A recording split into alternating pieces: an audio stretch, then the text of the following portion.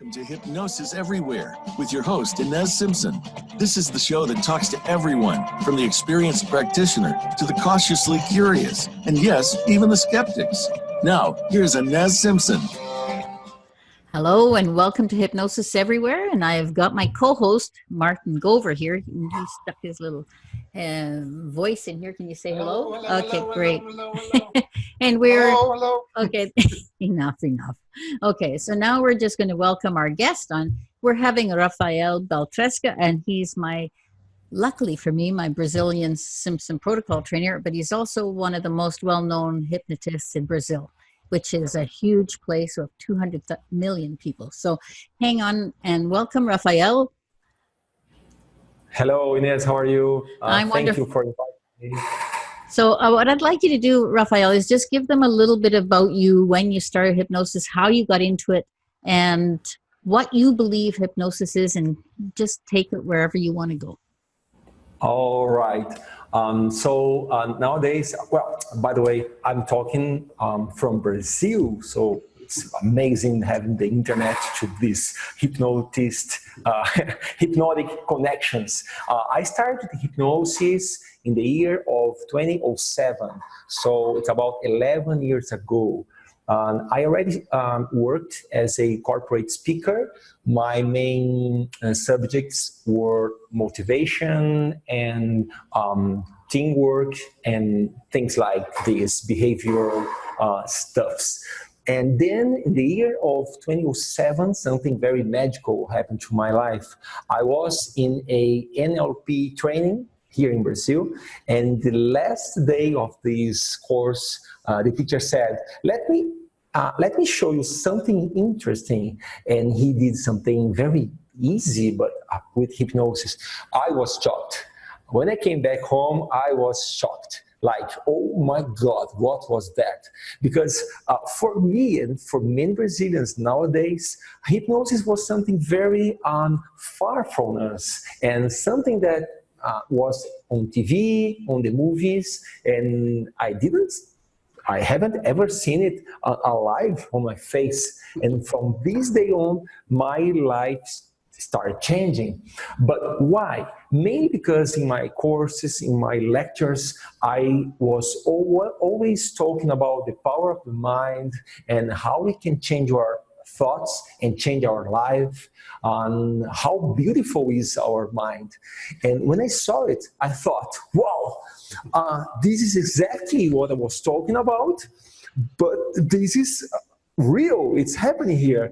And for me, it was such like a lab, a live lab, laboratory of the mind. So for me, it was like boom. And from this day on, I started putting hypnosis into my lectures.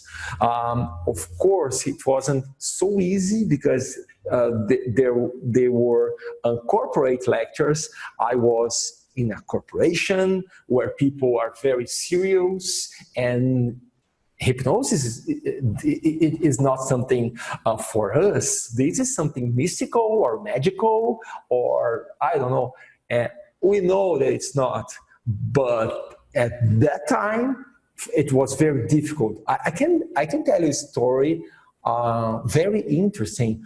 In the first years, I was doing hypnosis in my lecture. About, I don't know, 5 or 10 minutes from the beginning, I was doing the pre-talk or something like this, and then the manager said, "Enough, we don't want it. Stop." And I said, "What's the problem? I'm just showing you the power of the mind." And he said, "We don't want to see the power of the mind. Thank you." And then my lecture was cut in half, and I had to leave. And then I got back home and I thought, why? It's so normal, it's so common. But at this day, I could see that hypnosis was a subject, very powerful, but for you to put it into something, somewhere, you can go step by step, you can go like very smooth, for you not to shock and people not to put a big wall in front of you. So this is how I started hypnosis. That's yeah, putting that wall up. But you know, it's changed a lot in that time because I know I've trained there, and I know that even here, that's corporate has become quite a big deal here to do with hypnosis. So things have changed quite a lot in that time for both Americas. Yeah, I think the main difference between 10 years ago and now is that people still don't know how to use hypnosis, but they have seen it somewhere on the internet, on YouTube channels. So it's not something very far from them. Back in 10 years ago, it was something very mystical. Here in Brazil, we had we still have this famous hypnotist. And his style is a dark style. I mean, when he was on TV, they put that music like, ooh, ooh, ooh. And then once he's not from Brazil, he's from Uruguay. He doesn't have a perfect Portuguese. So it's a mix of Spanish and Portuguese with that sound. And it's okay, but it was his style. It is okay, but it was his style. But when you talked about hypnosis, people exactly thought about him. Like, this is the only thing about hypnosis, and it's not. So I think the main problem for me, not a problem, but the main wall I had to destroy was to explain to people that it's so common, it's so usual. Use hypnosis every day, even if you don't know anything about hypnosis. So, right. But it was very challenging and very interesting because nowadays I use hypnosis on the corporate field, and it's okay. People like it. People come to ask me more things, and now it's good. We always say that hypnosis is just like breathing. It's a natural state. So, you know, and now that this is what we're putting out on this show, is getting people to understand that hypnosis is a great tool for anything and everything too. Yes, it is. And I think the good thing about hypnosis is when you wake up. When you wake up, look, not when you fall asleep, but when you wake up. Because when you understand that you have hypnosis on the classes, okay, talking about teachers and students, you have hypnosis, because if you if you give to the teacher this level of authority, what happens with your critical factor? It goes down, okay? And talking about classes, any kind of class, you always have the hypnosis happening. When you talk about going to the doctor, you're talking about hypnosis too, because the doctor has a big level of authority, and your critical level goes down, and what the doctor says is just the truth. So hypnosis is happening there now. So I think that when you understand this, when you understand what hypnosis is, you wake up for life. Because, for example, right now I know that there is somebody listening to us, and maybe just a little, but his or her life will be changed. Because if we have a kind of authority, hypnosis is happening right now. So I think hypnosis gives you a very sense of responsibility. It wakes you up to what you do, and we can understand that our behavior, our acts is changing lives. We are hypnotizing every time. And that's why we are very conscious of how we use our words and how we say things, all that. Perfect. Yeah. Perfect. Hypnosis doesn't sleep you. It wakes you up. And it's definitely not sleep. And we actually are starting to change our vocabulary a little bit, because we tell people they're not asleep, that this hypnosis isn't there, that they're totally there, and then we tell them to go to sleep. So it's all that, inaccuracy. So I always say you're going into hypnosis and you're coming out of hypnosis. It's just a state you go into every day and we formalize it to do work, and that's all we do is the difference. Yes, you're so right. Look, I'm about to have a baby in 1 month. In 1 month, I will be a daddy. So imagine myself thinking about how I can change her life using good words, using good behavioral things. I mean, when I think about hypnosis, I can give her a better life. So hypnosis is for everyone and should be used every day. Yeah. And they do use it every day, but they're not aware that they're using it every day. So it's us making them aware of what they're saying, Yes, what they're their thinking, all that. That's really important. And that's really what we're going to do a lot of today. Right. You're totally right. I think 2 or 3 days before, I was watching something very horrible.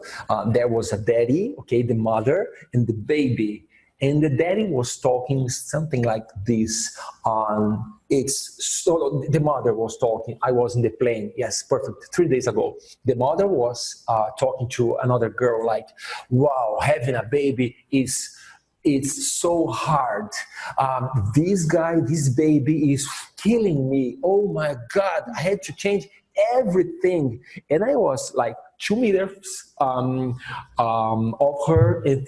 Oh my God, because as you just said, we are using hypnosis. She was using hypnosis.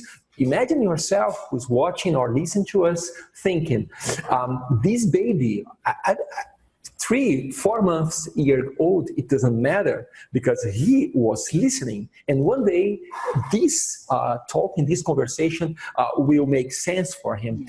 And he was listening to, oh my God, this baby is changing my life. It's so hard to have a baby. I would like not to have him. So knowing hypnosis is, as you just said, is being aware of what you are doing. Okay, it's not just hypnotherapy. It's not just hypnosis course. No. It's being aware of your words. Okay, so we're down to our 30 seconds to break. So I'm just going to take us and we'll talk about this again on the other side and continue the conversation. And Yes. see you then. See you. Bye-bye. All right, you're clear. You're listening to Hypnosis Everywhere, the Simpson Protocol. To reach the show today, please call into 1-866-472-5792. That's 1-866-472-5792. You may also send an email to Inez, that's INES, at InezSimpson.com. Now, back to this week's program. Well, welcome back to Hypnosis Everywhere. And we're talking to Rafael Baltresca all the way in Brazil. And I'm just going to let him continue the conversation because this awareness he's talking about is very essential. And this is what I'm always telling you as not the hypnotists, the regular people living out there, to become aware. And he'll tell you some more about that. Oh yes, this awareness thing about hypnosis is something wonderful, and inserting this into my lectures was amazing because I don't know, I can give them another level of understanding. Okay, another level. For example, my lectures, almost every time, I'm always talking with leaders. Okay, leaders. And what is leadership? It's just the same than hypnosis, because when you have somebody who understands you, who believes you, you are hypnotizing them. So I think it was very interesting for me to be into the corporations, and that's it. So hypnosis everywhere. I love the name of your show, Hypnosis Everywhere, because we can use hypnosis everywhere. It's also, I nearly think it's everything also, right? I mean, every thought we have, we program ourselves, we program others, like you're talking about this child being programmed. But if that continues, that kind of promotion through life, it gets difficult. But if you can do that and turn that around and use positive language and positive things, like you say, with your baby is coming up, and you're very conscious of how you're going to be talking and being with that child. Yeah, there's something I'm always talking about in the corporate world, but we can talk about this in our everyday lives too. That is being inserted in a machine, doing things that people want us to do and thinking how they want us to think. When you're talking about, for example, the kindergarten or in the other classes, we are always copying, studying, and repeating. Copying, studying, and repeating. And this is the worst thing that could ever happen to anyone. About 4 days ago, I was talking, very rare this, but it was so fun to me because I was invited to talk to a group of students. It was my last lecture about 3 or 4 days ago. There was about 400 students. It was crowded. It was crazy. And we started talking about this. What school does to us, always copying, reading, studying, and redoing this. And when I put hypnosis, looking to this side, we can say that we're being hypnotized, okay, not to think, not to act as we could, okay, not using our potential, but always repeating and repeating and repeating. So, as I was talking to you before the show, hypnosis is not good and it's not bad. It's a tool. Okay, when teachers are using this to make students not to think but repeat, talking about this hypnosis, it's not good because we're being hypnotized to not think. But when you start rethinking about this, we can understand that the system, that the government, that the schools want us not to think but to repeat, and then we have to wake up from this hypnosis. We have to wake up from this hypnosis and enter in another kind of hypnosis, okay? The hypnosis of self-consciousness, the hypnosis of awareness, you understand? So that was amazing talking to these students because I don't know if the teachers were very happy with me, but this was the message. Watch out, they are hypnotizing you, okay? So wake up from this hypnosis and understand that you can hypnotize yourself, you can change your thoughts, you can change the way you talk, you can change your life using the power of your mind, okay, and not being a, how can I say, not being into their hands. Yeah. What we do then is we are dehypnotizing them from their hypnosis. And they can do it themselves if they become aware of it. And that's awesome that you're doing that because you just met Tim Horn a little while ago. And he used to be a teacher. He talks about the same stuff. And he just wrote a book too. So he'll be on next couple weeks, I think, from now. And we'll talk about that because this is really essential if we can get this caught early in life. It's so much nicer for the person than if you wait till you're my age. I mean, I was in my 50s when I started working on myself, intentionally, I mean. So, there's such a young population in Brazil. They're so gung-ho, and you've got so many people that I still think that Brazil is going to be in the forefront of this because of the young people in hypnosis. And I think, yeah, and their creativity is still there, even though in school, like I think we sort of dull people's creativity because of that repeat and learn and then write it, all that. But there's other ways that if we can teach teachers on how to get across to students in a much better way, and each child needs a little bit different outlook. So, we want to do cookie cutter teaching, right? and it's not right for everyone either. Anyway, No, I'm going to you're get so you back to it. So You are absolutely right. Let me tell you something.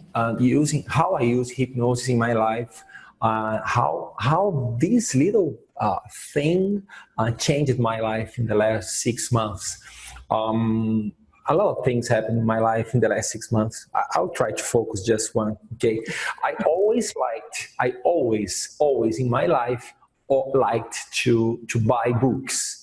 Okay, everywhere I was, in the airport, in the bookstore, on the streets, every time I saw a book, I was there and I bought it. Okay, so I always like to buy books. The problem is that I didn't like to read those books. Okay. This is the problem, and it is not a joke, it's serious, because I have a lot of books in my home, and every time I was buying this, I was saying to myself, I will read this one. Okay, this one I will read. And then I started. After just three pages, I dropped the book and I forget about it. Well, let me see, we are in August now. Okay, it was November, about 10 months ago, just 10 months ago. I said to myself, I talk about behavior changing, I talk about the power of the mind, so I can change it myself, I can do it.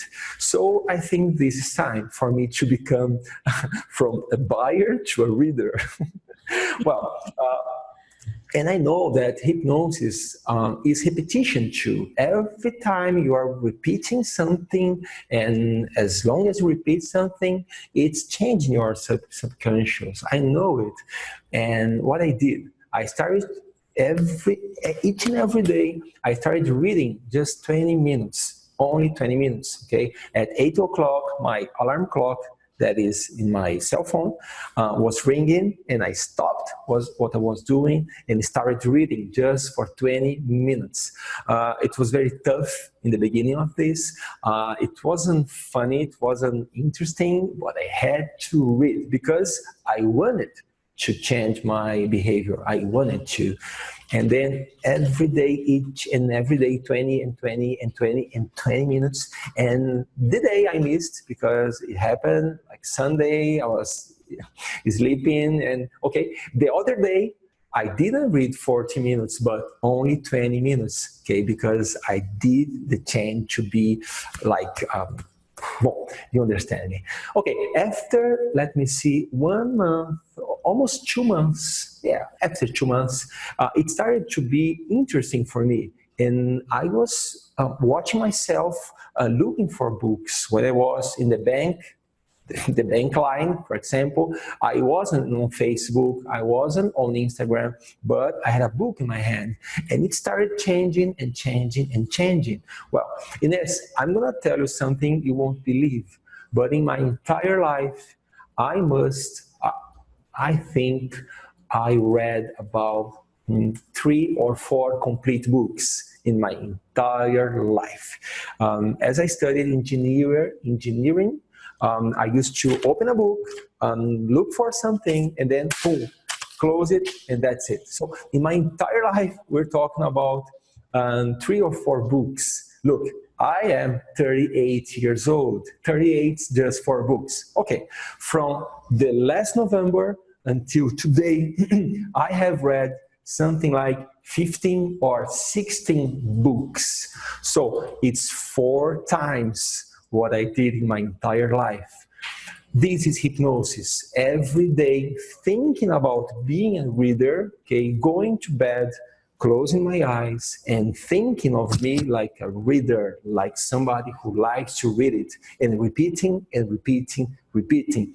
This for me is the true power. When you look to the mirror, when you see something you'd like to change, could be your anything, the smoke habit, could be drinking habit, could be reading habit, could be weight, could be anything. The way you talk, the way you think. This is power for me, is to say, I'm not doing this for the other ones. I'm not doing this for my teacher. I'm doing this for myself. And then you start thinking how you can change this. This is hypnosis for me. And that's the important part, because the subconscious will change anything you want if you desire it. So if you're doing it because someone else wants you to, it's totally different than when you desire the change. And well, you're a disciplined guy, but most people, if they have a true desire for change, they will start to do the work. Yes, you're so right. And sometimes, as you said, I like to be, I need to be, I need to have this discipline, okay? But you have another methods. The Simpson protocol too is a good method for you to change your subconscious mind. But talking about hypnosis, we can talk about this. Yeah. This life, this is the power of mind. But this is the power of the mind in everyday life. Yeah. Yes, I wasn't born like this. This is a very powerful mindiness, saying I wasn't born like this. Okay, this is not printed on my gene. I have to be like this. I wasn't born like this. So we got another 30 seconds. You want to just wrap it up, and then we'll the sections go really fast. So we're just going to go to break now and then come back. That's what we're going to do. Okay, so we'll see you on the other side. See you on the other side. All right, you're clear. Great. Awesome. This is what we wanted, because we're talking to a regular audience, and we can do some talk to hypnotists near the end. Okay. But I really think that's it. And that's what, if you have had a chance to look at any of them, all the things are directed at this kind of awareness. And so you just keep doing what you want to do. Oh, no, it's perfect. I think this is something interesting to talk, because people can understand that talking about hypnosis is talking about life, it's talking about behavior, it's talking about, it is not something far from... Yeah. All right, here we go, coming back. Okay. Or search for Voice America.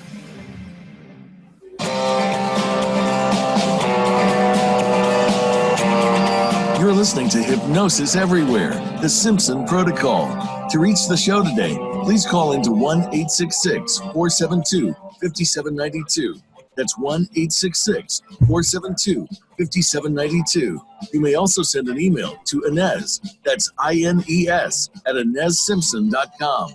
Now, back to this week's program.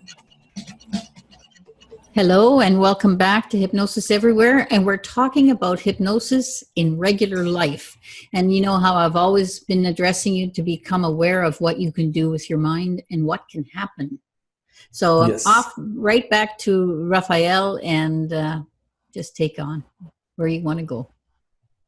Yes. Today morning, I was just realizing that your name is very familiar for me. I didn't know why, but this morning I realized that the mother of my grandmother was Inez too. It's interesting, isn't it? It's generally supposed to be a Spanish name, but you know what it means, Rafael? It means pure. Doesn't that suit me to a T? Oh. Amazing. Wow. Well, as we were talking about how we can use hypnosis in our regular life, as I said, for let me see, 9 years, I'm using this on the corporate business, the lecture and things like this. But very interesting, because after every class I give, I have more surprises. Let me explain you why. Every class I have all kind of professionals, okay? And we're talking about artists that come to learn the stage hypnosis. We have, for example, some people from the medical side of things that want to use the hypnosis as hypnotherapists, but they leave the course thinking widely. For example, the last class I had I don't know how to say this in English, but I'll try. An anesthetist. Oh, yes. Anesthesiologist. I know it's a hard word. Anesthesiologist, yes. And he used to work as, how can I say, it's a kind of surgery, okay, face surgery, like reconstruction of the face, things like this. And he started using hypnosis in the process, okay? It was very beautiful because he sent us a video last week showing how he used the hypnosis to the anesthesis, okay, but without the needle. And the other class, I had a clown in my class. Look how different it is. A clown. How can you use hypnosis being a clown? And he's using this. And very interesting how he's using this, because he used to go to a hospital, okay, to work with kids using he performs oh my god, he used his clown techniques, okay, to make kids smile. And using hypnosis, everything is different now, because the language is different, the thoughts are different too. So we have lawyers learning how to express better using the hypnosis. We have teachers. Very funny was maybe not the last class, the other one. Very funny, a guy who worked with, let me remember exactly the name. Oh my God. Crazy, but I remember exactly the name. But how people can introduce the hypnosis aspects, the language and everything on their lives. This is, as I said, a tool, very beautiful and very powerful of changing the mind. Yep. I think if people understand, I usually say what is the most important thing is taking some responsibility for your own change and becoming aware of when you're being programmed in another way that you don't want. You're so right. Now the word just came up to my mind, just showed up. He works with theater. He's a theater director. Yeah. And look how different it was. Look how different. When he's rehearsing, okay, with the actors, he hypnotizes everyone to believe in what they are about to do, to think about the scene and everything. And he's using this on theater. So it's so wide, the place you can put hypnosis. Yeah. And in sports, they do too. I mean, just everywhere and in anything, pretty much. Yeah. And crazy what you just said, that hypnosis is changing the way you think and getting the responsibility for your life. Because I'm talking about Brazil right now. I don't know how it is on Canada or another place of the world, but we're so used to say that the responsibility for our life is in the hands of the government or in the hands of the parents, because maybe we don't say that, but in our acts we are saying this. When you say, for example, I'm not doing this because I don't have money to do this. This time you are putting the responsibility in the other hands. When you say, I don't speak English, for example, here in Brazil, not everybody speaks English. We don't learn this as we should learn this on schools. We don't. So, and a lot of people say, I don't speak because nobody taught me. So you have the internet, you have free English course. You always have free things to learn. And talking about YouTube, it's so wide. But it doesn't mean anything if you don't say, I am the Lord of my life. I am the Lord of my mind. I can use my mind to whatever I want. I think that the first step of everything, when you talk about entrepreneurship, when you talk about being successful on finance, or successful in your relationship, when you talk about emotions too, when you talk about raising childs, at first you have to say the responsibility is in my hands. Let me tell you a story. You're gonna like this. There's a difference between guilty, okay, being guilty, and responsibility. There's a huge difference, but we're always saying that these words are same. We're always saying that I'm not culpable. Culpable, is this? Culpable. How do you say it? Capable? Guilty. Not capable, guilty. Guilty. Oh, better. culpable. Yeah. Culpable, yes. We're always saying this is not my fault, okay? And when I say this is not my fault, I'm saying that I'm not guilty. Let me explain something.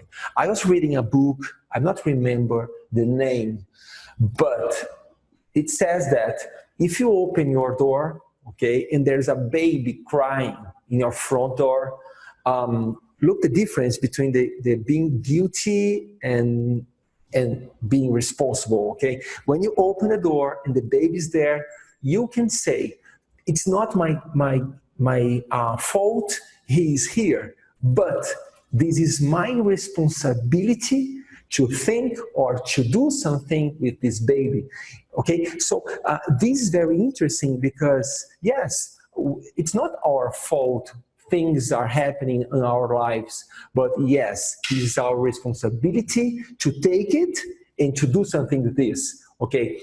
Not talking about the past, but from this on. And when you say, oh my God, my life is this way because my father did this or because the system does that, you're talking about the past. And responsibility is saying, okay, my life is a shit as it is, my finance is terrible, my everything, my husband doesn't like me, my kids doesn't like me, and everything is crazy. Okay, but what can I do from this point on? This is taking responsibility. This is not easy to do. I know it's not easy because sometimes life does this to you. Boom, boom, boom. So you have to think how to change this. Now we're talking about responsibility. How long do we have until the break? 2 more minutes. Let me try to tell a story in 2 minutes, okay? So if our time is over, you just point me. Let me see. We are in 2018. In 2011, my life was like this, boom. I used to live with my father, mother, and sister, okay? In the year of 2004, my father died in our home. Mm-hmm. It was, wow, I wasn't expecting this. I have never passed through something so strong for me. And after, let me see, 7 years, in the year of 2011, my mother and my sister were killed, okay, by a drunk driver. So in 2011, I was like destroyed. I didn't have my father, didn't have my sister, didn't have my mother, okay? My grandparents died too. So there was one day that my life was completely destroyed. This day I had to think, what should I do now? Cry forever? Because I won't change the past, or maybe I can change the way I see life. And that's what I did. If you want to, we can talk a little more about this. That'd be great. I think it was hypnosis. Yeah. Yeah. Well, you know, that's the thing. It's just in the moment that you become aware that you're in that place is when you either decide to take responsibility or not. So we'll just go to break and then we'll continue this conversation. And we've only got another 1 segment left. Sad to say. Okay. Okay. See you on the other side. All right. You're clear. Okay. That's awesome that you tell that story. I think it's always means a lot more to people because they always think that we don't have lives. We must have perfect lives. We must be this. We must be that.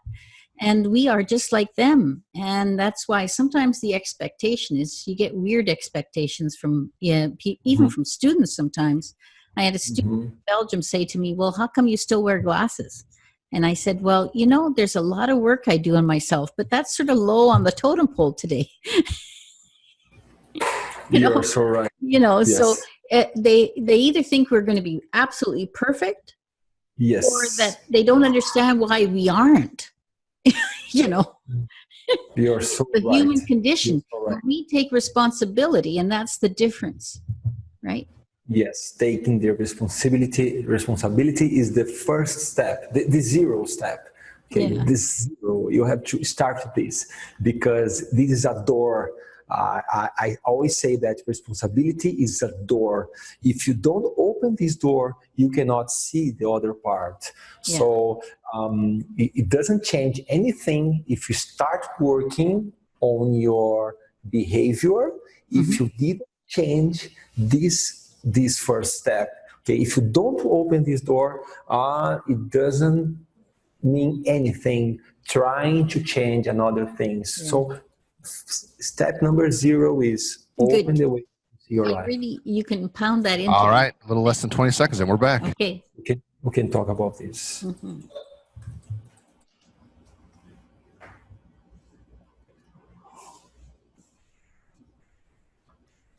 Here we go.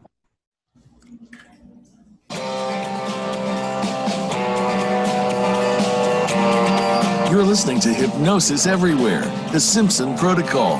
To reach the show today, please call into 1-866-472-5792. That's 1-866-472-5792. You may also send an email to Inez, that's INES, at InezSimpson.com. Now, back to this week's program. Welcome back. And this is our last segment of the show, and I hate to say that. So that we may have to have Rafael on again. Okay, so here, Rafael, you want to talk about that responsibility stuff some more, please? Yes, I was saying that when my mother, my sister, and my dad, it was terrible for me. And this day I had to take the responsibility of my life. It wasn't easy. It's not easy changing the way we see things, but it's always possible to change the way we see things. For me, it was very hard because I was alone at home, alone. I had my girlfriend that today is my wife, and soon to be the mother of my baby. But at this day, at 2011, I'm talking about 7 years ago, my life was destroyed. And I remember that the step number 0 was to say, my life is my responsibility, okay? The way I will feel, the way I will behave, the way about everything is with me. So what should I do first? In my lectures, I was telling you before we go live, in my lectures, I'm always talking about changing perception. Okay, changing perception, because I think there's no one life to everyone. This is the way you look to it, and we can be here at the same time, me talking to you, doing the same live to your show, but the way I'm looking to it is different from the way you are. So this is our perception, and being capable, being strong enough to say, I will change the way I look to life, the way I do this, I think is the step number 0. I was reading a book last month, could be, that says something very interesting, some nice thing. It says, life, okay, being successful, being happy in life doesn't mean that you're not going to have problems. Because people are trying to escape from the problems everywhere, every time. People are trying to hide the problems. People don't want to have problems. And sometimes looks like a good life is a perfect life with no problems. In this book, he says, life is not about hiding from the problems. Life is about choosing the problems you want to face. Look how beautiful it is. It's about choosing, picking the problems you want to face and you want to solve. So it puts us in another perspective, not a perfect life, not a beautiful fairy tales life. No, no, no. It's a life with problems. It's a life with frustrations. But yes, it's a life where I can change my perspective. I can change the way I look to it, and I can change the way it will finish. Okay. And so that's actually the actual opposite of what many people believe hypnosis takes away their control. We actually, when we use the power of our mind, we are taking responsibility and we are in control of what we do. Yes, it's perfect. It's having the total control over our life. And again, it's not easy. When you start studying hypnosis, you see, oh my God, it's in my hand right now. Okay, because in my life is two. I have two lives. Okay, one before hypnosis and one after hypnosis. And when I started studying this, I saw that, oh my God, if I can change everything, if everything is in my head, it's a little harder than I thought to live, because it's not in my father and mother's hands, it's not in the government hands, it's in my hand. So it's hard, but it's beautiful to have the power. Yeah, it is. And, you know, I always say that too. I've been in maybe a little longer than you, but I am a different person walking the earth than I was before hypnosis, because before that was the past. And then every day is the past, but every day gets better for me, from my perception, from my decisions to take ownership, to be responsible. Yes, you are so right. And there's something I'm always thinking is that how people lose the power to suggest. Mm-hmm. It escapes. Okay, when somebody's talking to audience, or when somebody's putting something on internet, on YouTube, on Facebook, and when they don't realize what they are doing and who they are talking to, they are losing a very big chance to change the world. Maybe just a little, but yet change the world. There's a guy here in Brazil, he's a YouTuber. YouTuber is this guy who lives to YouTube. Okay, and he has something like, I don't know, 12 millions of followers. He's not hypnotist, okay, he's not, but he talks to very young people. And one day, but he's always saying bad words, he's always giving bad examples, always. Like, I think he's like, I'm God here and I can do whatever I want. Well, one time, some mother, I don't know who, but some mother did a video, okay, saying you should think about your language, you should think about your act. And after this video, he did another video saying, look, I am not responsible for the education of your kids, okay? I'm not responsible for your child. I do what I want in my channel. And I was thinking to myself, yes, he is responsible, because if there's something who believes you, okay, if you are authority for anyone, the critical level of these people will go down, and you will do exactly what a hypnotist does to anyone. So I think that if you put something on the internet, yes, you are responsible. And I agree with that. Many people are listening to you, many people. And look, you can change someone's lives. So I think we're almost finishing our show. Yes, we're almost finishing here. Yes, you those who are listening to us, think about it. What you put on the internet, on Facebook, will change someone's lives, okay? Maybe a little, maybe in a big way, but it will change lives. So rethink of what you are doing, what you are saying, and that's it. And I'm just going to say you can change it positively or negatively. It's a tool. So take responsibility and do the right thing. That would be what we'd like you to do. But now I just want to say thank you, Rafael. And I have to say next week, I think it's Tim. So we've got 2 Simpson protocol trainers on in a row. And Wow. they actually probably keep on the same ideas and subjects. So come back next week and join us. And Tim Horn will be here, and he's from Virginia in the United States. So we got a couple more minutes, or 1 minute. You got a minute to say the last what you want to say. Okay, so, well, thank you very much for the invitation. I really like to talk about these things because I think we are, as I said, we are always changing minds, okay? And talking about hypnosis is amazing for me. Those ones who want to be in my channel, can I give it to them? Yeah, please. Well, and also it'll be on your page after. You just give Martin everything to put down and it'll be there. Okay, so you can search for Rafael Baltresca, that's my name, on internet, and you will see what I'm doing with hypnosis. We will have a SP protocol course here in Brazil, so in some weeks people will know. We'll be advertising that, and I'll be telling you all about it on here. Okay, so thanks very much, and I hate to say goodbye to my audience because this has been a fun time, but we'll see you next week with Tim Horn.